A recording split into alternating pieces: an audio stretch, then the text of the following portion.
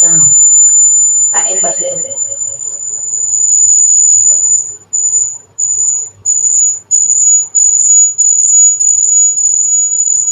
Rồi đấy. Okay, so good morning, everybody. My name is Quách Thúy Quỳnh, and I'm the law lecturer of MIT University, Vietnam. I'm here today to present with you my research, which is an excellent research, or I often say that it is a story of me to find a set of teaching techniques to engage my business student into the law classes that I have taught at MIT Vietnam, a campus of MIT Melbourne. Okay, so I have been working for MIT for 4 years so far.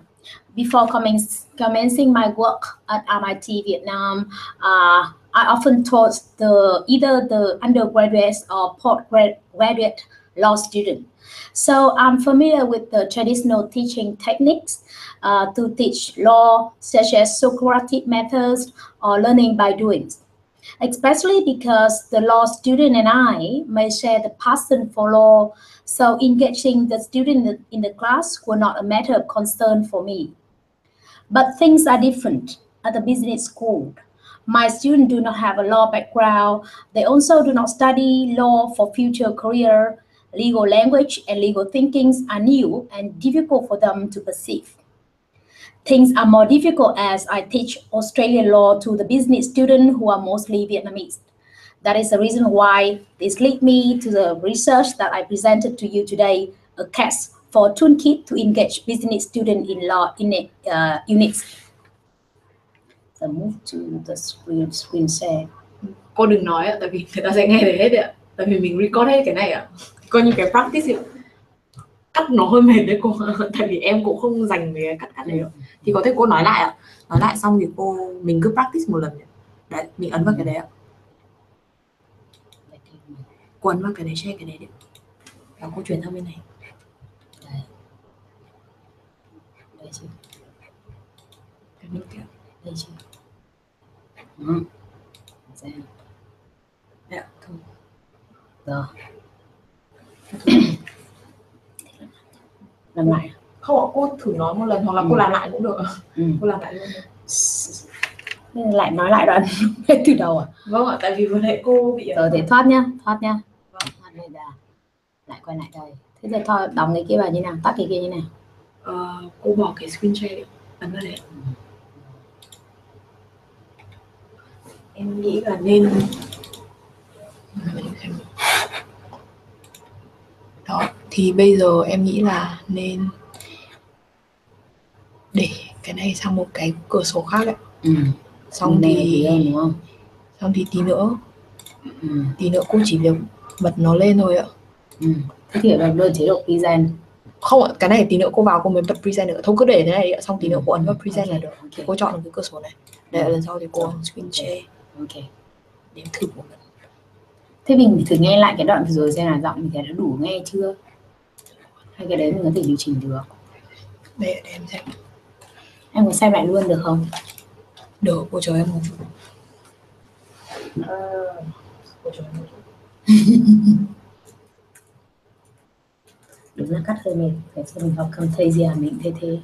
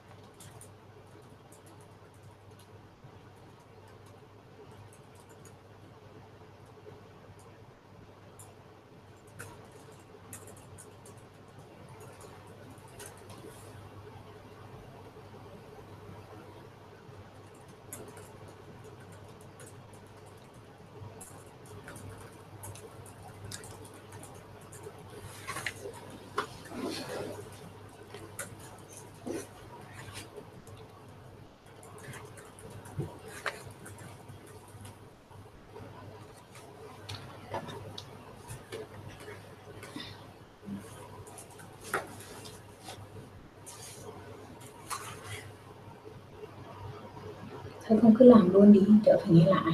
Thì cứ để check xem nó như thế nào. Chất lượng nào đó. Tại vì thấy em phải nhờ bạn kia sợ phiền. Không, cũng phải vẫn phải làm.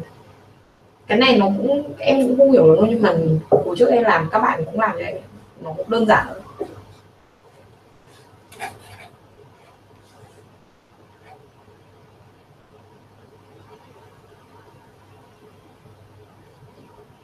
thôi. Mình bật chế độ này là mute microphone rồi làm sao mà nghe. Đâu ạ, mình phải ấn vào đấy mới là mute ạ. Cô ấn đâu đây là mute rồi gì? Không.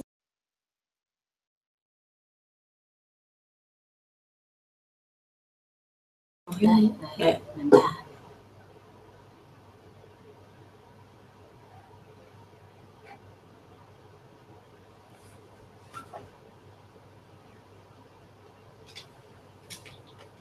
Làm sao nghe?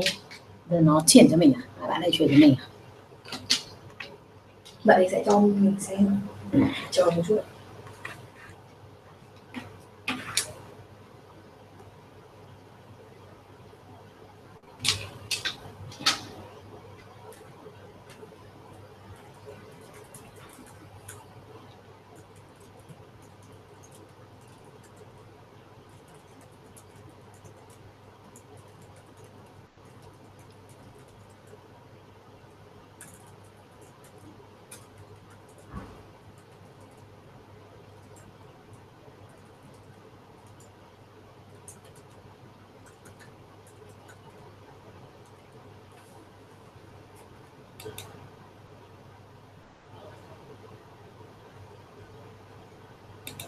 Background, they also do not study law for future career. Legal language and legal thinkings are new and difficult for them to perceive.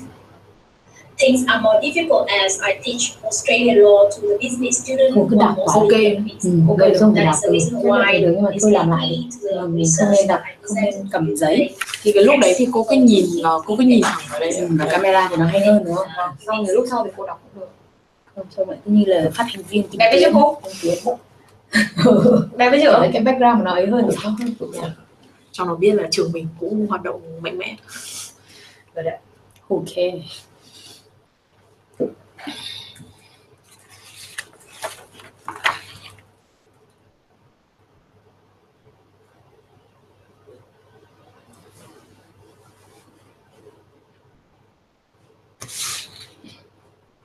Cô cứ nói thẳng. Okay, so good morning everybody. My name is Quách Thủy Quỳnh and I'm the law lecturer of MIT University Vietnam. It's my honor to be here today to present with you my excellent research, which I have conducted for years so far.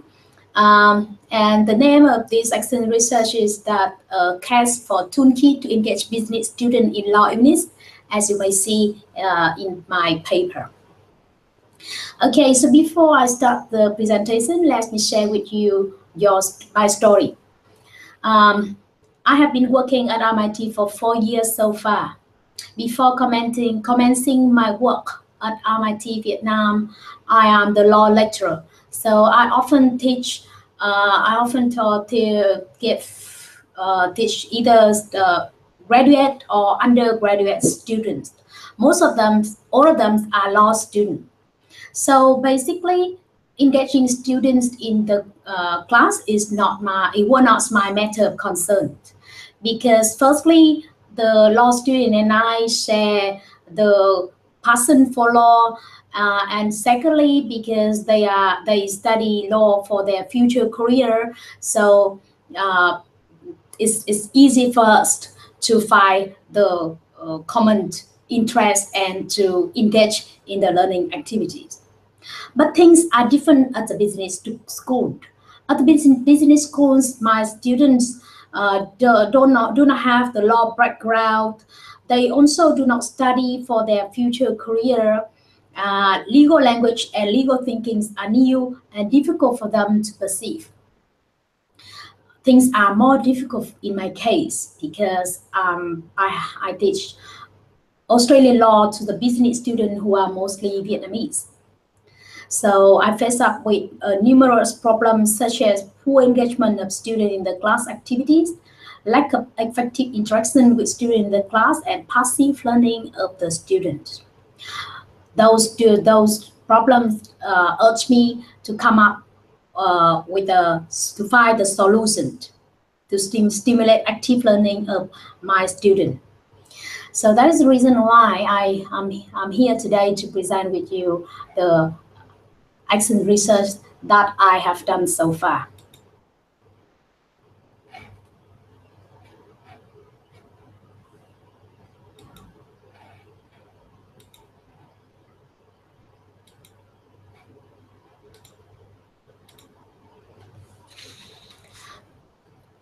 Okay, as you can see here, my research question is that what would be effective teaching techniques to support business students engaging in law units? And I start these questions. I start this research by identifying problems that my students faced up with when they study law units. And then on the journey to find solutions, I found accent research. I think accent research is an effective tool to improve teaching techniques of the lectures. Before coming to accent research, I did the literature review. I consult the staff of learning and teachings at my university. But then I also attended and complete the research training. But then accent research is the thing that I think is most effective to help me to improve my teaching techniques. So firstly, let me share with you my understanding of what is accent research. Accent research is very useful and convenient to all the lecturer because in fact it's exactly the same as what we often do when we teach and improve our teaching continuously. The research often start with research questions, and then we set up a plan to resolve the questions. Based on the plan, we act, we implement the plan, we observe the result, we observe the effectiveness, and we drive the reflection to a next cycle of the plan. With the accent research, you can revise your plan time after time. You can do many cycles of the research during the whole semester or during the whole academic year. So I think as any other lectures, normally we need to do some kind of research to improve our teachings. But if we do this research within the framework of an accent research, at the end, we can have a set of observation or reflections. So we have some research result to share with others. That is the reason why I think that accent research fit quite well with what we have done in the university, and it helps us to complete the two tasks at the same time, teaching task and research task. This is the research methodology that I used in this this project. And as said before, this research starts by the problem that my student encounters. As you can see here, there are a number of problems are listed as the problem that business students encounter when they study law. Firstly, it is the legal language. As you may agree with me, legal language is often described as one sub-language. So that is the reason why no surprise at all if it is difficult for business students to understand legal language. And secondly, is the amount of reading is often too many requirements. Students have to read a lot of text before coming to class. The third problem is the complexity of the concept and the rules. By nature of law, the abstract nature of the law, so the complexity of the concept and rules is third problems to business students. And fourthly, because each concept and rule is difficult to understand is to students. That's why it's also difficult for them to grasp the relationship between topics and concepts. The fifth one, and I think is the most difficult one to student, is constructing legal arguments, because when they want to construct legal argument, they need to master the legal language. They also need to complete reading. They also need to understand the concept and the rule, and then write on to construct the legal argument. That is the reason why I think that constructing legal argument is the most difficult task to business students. And the last but not least is that business student often find hard to find the relevance of law unit to their future careers. So based on these identified problems, I come up with some acts to resolve the problems. And during the next 3 slides, I will present to you all of the teaching techniques, acts in the action research that I did, and also my own observation of the effectiveness of the teaching techniques to learning of the students. So firstly, to help students to deal with the English legal language, I apply guided reading, concept mapping, and concept checklist. What are these? Guided reading simply means that I divided the reading material of student into some subtopic, and each subtopic will be supported by a number of questions. So my students read for a purpose. As long as they can find information to answer all the given questions, it means that they can understand the reading materials. So it's much better than leave them just read without any purpose. So concept mapping is another way to visualize all the concept, and it's also one way that can help them to reduce the complexity of legal language, because they can add the note or own kind of external resources that could be helpful for them to understand one concept, and they can add all these resources in one online map. I will show it to you later. And the next one is concept checklist. Is a table with all of the concepts are listed, and students can use it as the guidelines for them to lead their study in one class. Concept mapping and unit mapping is also the tools that I use to visualize the relationship between topic and concept. So it helps students to reduce the difficulty that student can find the relationship between topics and concept, because now all the topic and concept and the relationship between them are presented in a map. With many colors, and it look more interactive, and if they want, they can see it at many format, either as a text, either as a image, or as a map. So they have many tools, many options to grasp the relationship between topic and concept. Next one, because it's often complained that the business student like my student like the self-learning skill. So one of the teaching technique that I prefer and recommend to flip the class and also to stimulate active learning of student is inter-teaching techniques, and also require them to give peer feedback to the work of their friends. So so what is interteaching? Interteaching is that normally instead of giving the student a pure lectures, I give them many guidance to do self-learning before coming to class. So the guidance may include the concept mappings, guided reading, or doing simple case study. I give them the hints, the guidance to do the tasks before coming to class. And in the class, each student or each group of students were required to present their topic or their answers to the whole class. So they are required to teach other students of the topic or of the question that they are assigned. So the rationale here is that they are learning by doing, they are learning by teaching the others. And normally is from my observation, students are more active when they are required to teach the others, because now they are the knowledge seeker. They are not the knowledge receiver only.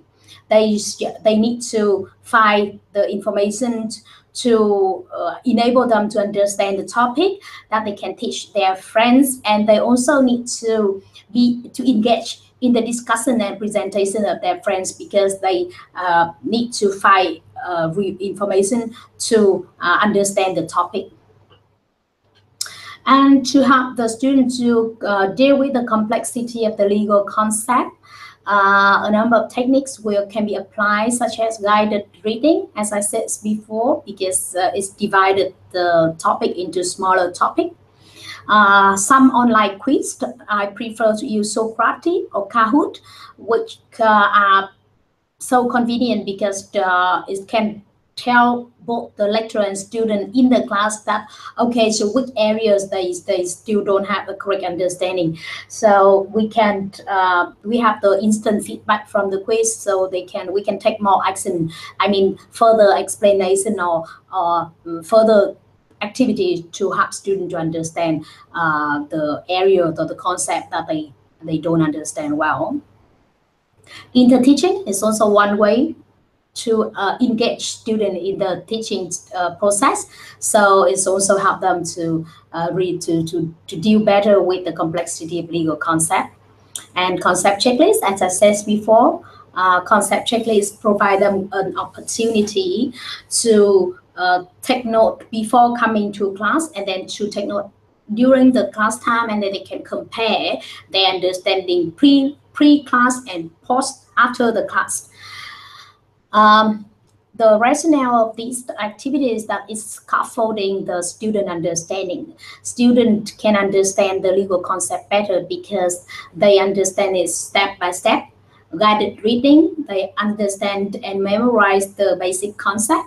They do the quiz, is mean the basic step of application, and then they need to engage in interteaching or concept checklist. So it means that they need to really understand to apply or even reproduce knowledge into another form. And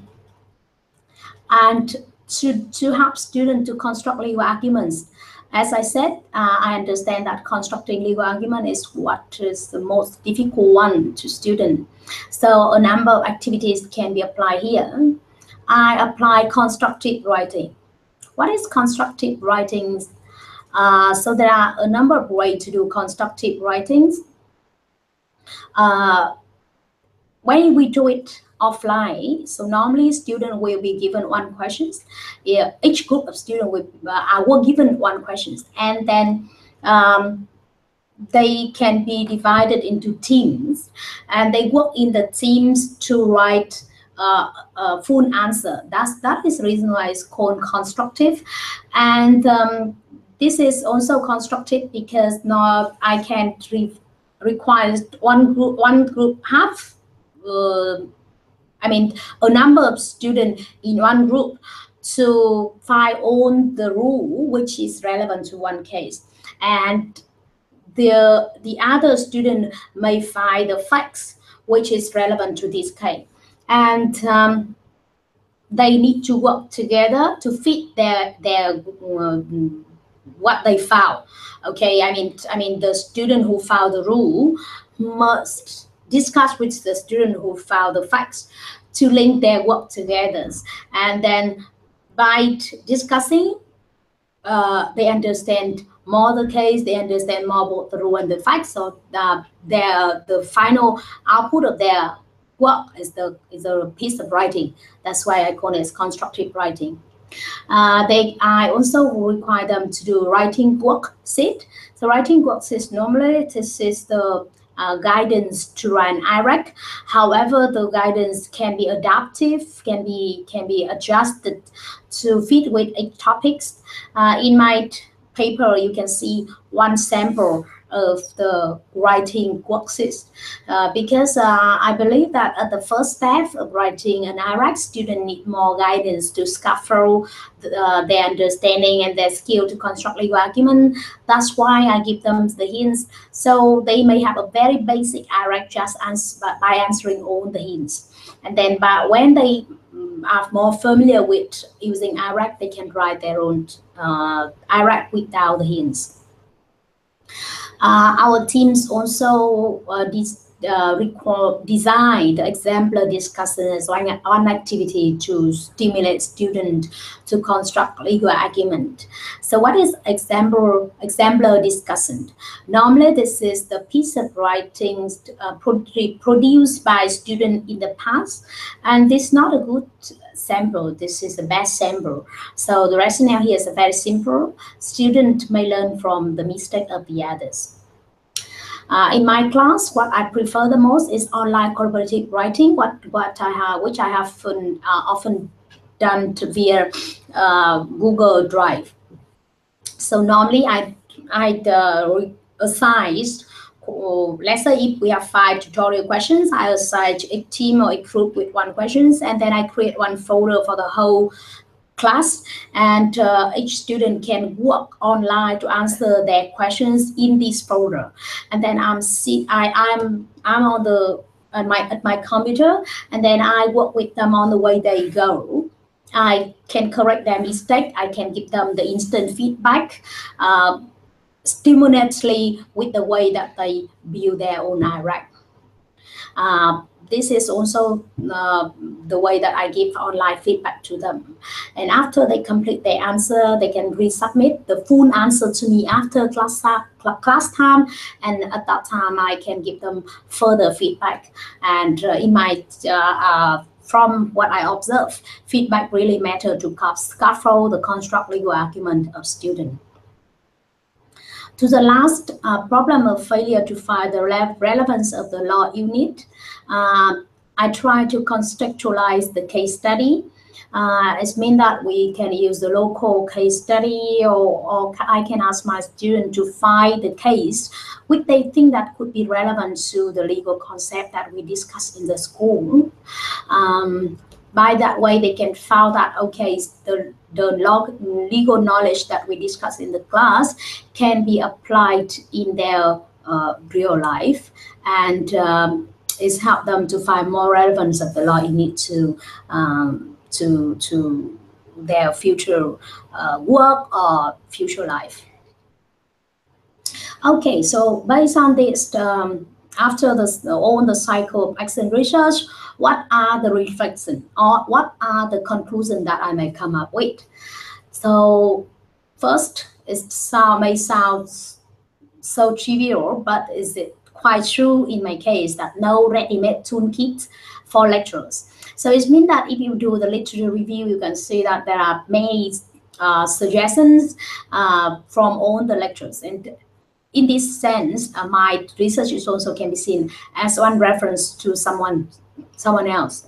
However, this cannot be seen as a ready-made toolkit, because you know well who are your students and what they may need. So you are the person who can come up with the most effective and suitable toolkit for your class. And secondly, no one-size-fits-all approach in teachings, even in the same unit. The reason why I said so, because as you can see in my slide here, my research told me that at different stage, students have different learning needs, which require different support.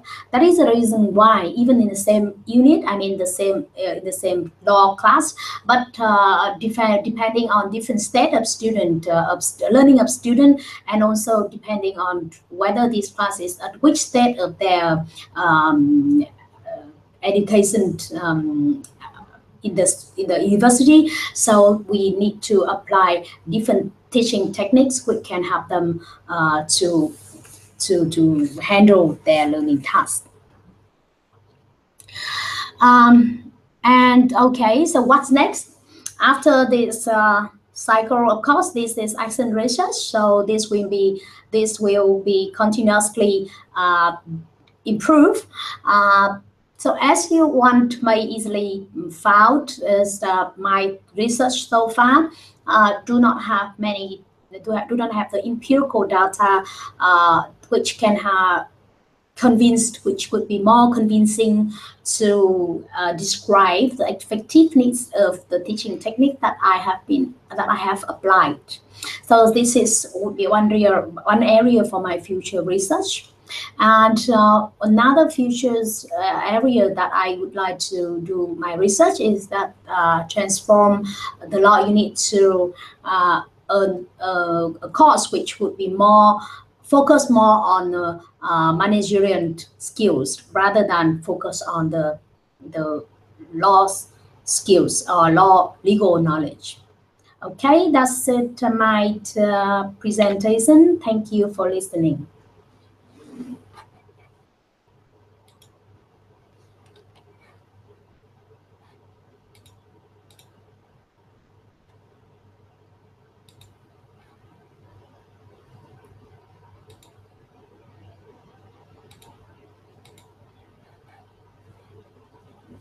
Em cho dừng lại nhé.